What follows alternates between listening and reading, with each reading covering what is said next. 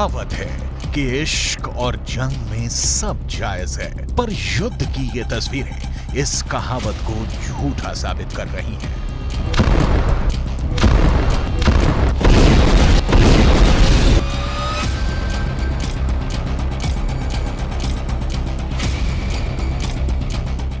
आशियाने खंडहर में बदल गए हैं।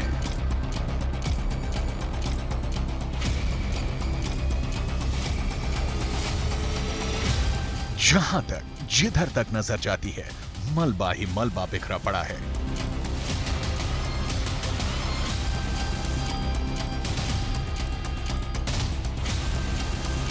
बमबारी और हमले के बाद की ये तस्वीरें लोगों का दर्द बयां कर रही हैं।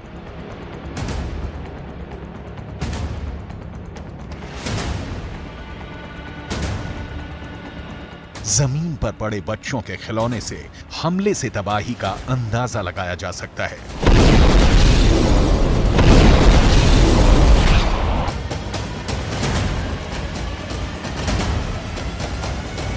इमारतों की ढेर से निकलती ये लाशें युद्ध का मंजर बता रही हैं। ये तस्वीर कहीं और की नहीं बल्कि गाजा के शरणार्थी कैंप नुसैरात की है। इजरायल पर आरोप है कि उसने सेंट्रल गाजा के शरणार्थी कैंप पर हमला किया है, जिसमें 18 से ज्यादा लोगों की मौत हो गई है। हालांकि इजरायल ने इस पर कोई टिप्पणी नहीं की है। इजरायल ने गाजा पर यह हमला 23 दिसंबर की रात में किया।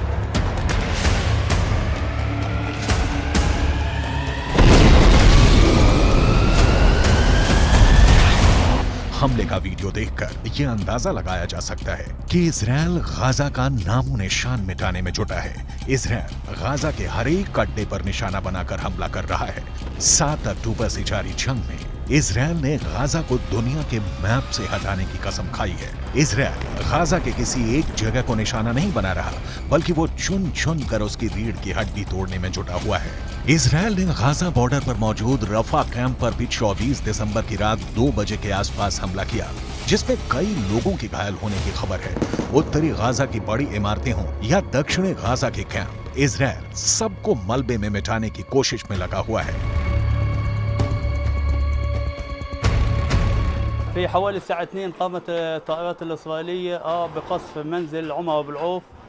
فأثناء القصف يعني كل المنطقة صحيت على القصف، فجينا نجري فشفنا الدمار اللي أنت شايفه يعني وهذا بيت دار عمي، فكل هيتهم كان فيه ثلاث إصابات، فقمنا بإنقاذهم وتم انتشال شهيدين। इजरायल ने गाजा को पूरी तरह से घेर लिया है। वो दक्षिण से लेकर पश्चिम और मध्य गाजा में हमला कर रहा है। नुसैरात रफा से 32 किलोमीटर की दूरी पर है। गाजा की हालत अब बहुत नाजुक है। इजरायल अपने ऊपर हुए हमले का बदला लेने में पीछे नहीं हटेगा, और शायद यही कारण है कि वो आम लोग और सैनिक में फर्क नहीं कर पा रहा है। इजरायल ने साफ कर दिया है कि वो जब तक हमास का नामो निशान नहीं मिटा देता, तब तक वो शांत नहीं बैठने वाला। طلعوني من تحت الانقاذ وودونا على ابو يوسف النجار. قاموا باللازم اللي هناك، الله يحميهم يا رب. ودمار يعني الصغار يصوتوا، النفسيه تدمرت عند الاولاد، اصابات مرميه في الشارع. يعني طلعنا معايا، انا طلع كمان 3 اطفال طلعوا معاي، غير في مره كمان تصاوبت। गाजा की हालत को देखते हुए मानवीय मदद के तहत वहां लोगों के लिए राहत सामग्री पहुंचाई जा रही है। संयुक्त राष्ट्र के मुताबिक गाजा में अकाल का खतरा बढ़ रहा है, और अगर हालात ऐसे ही रहे तो वहां लोगों को दाने दाने के लिए मोहताज होना पड़ेगा, और इसका बच्चों पर असर सबसे ज्यादा होगा। 78 दिन से जारी जंग में गाजा ने अब तक अपने 20,000 से ज्यादा लोगों को खो दिया है, और अभी भी वहां हमले थमने का नाम नहीं ले रहे हैं।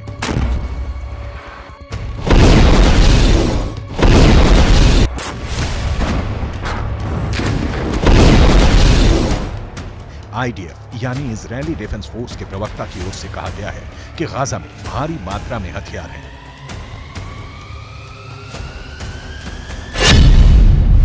दाराज तोफा में हमारे सैनिकों ने ऑपरेशन के दौरान स्कूलों को स्कैन किया। इस दौरान हमास की नौसेना कमांडो इकाई से संबंधित रॉकेट, उपकरण और दूसरे हथियार पाए गए। इजरायली बलों ने जमीनी युद्ध के दौरान हमास के एंटी टैंक मिसाइलों और रॉकेटों सहित लगभग 30,000 विस्फोटक उपकरणों को भी नष्ट कर दिया है या उनको जब्त कर लिया है।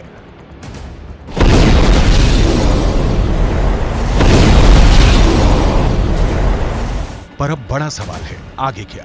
इजराइल हमलों से गाजा की दुर्दशा करने में जुटा है और ऐसे में हमास का समर्थन करने वाले लोगों में गुस्सा उबाल पर है। वो किसी भी हालत में नेतन्याहू को माफ नहीं करने की शपथ ले रहे हैं। पूरी दुनिया में इस युद्ध को लेकर प्रदर्शन हो रहे हैं। लोग गाजा के समर्थन में सड़कों पर उतर रहे हैं। लोगों में युद्ध को लेकर गुस्सा है। ये यमन है। यहाँ लोग हजारों की संख्या में इजराइल के खिलाफ प्रदर्शन कर रहे हैं और साथ ही अमेरिका के खिलाफ भी नारेबाजी हो रही है।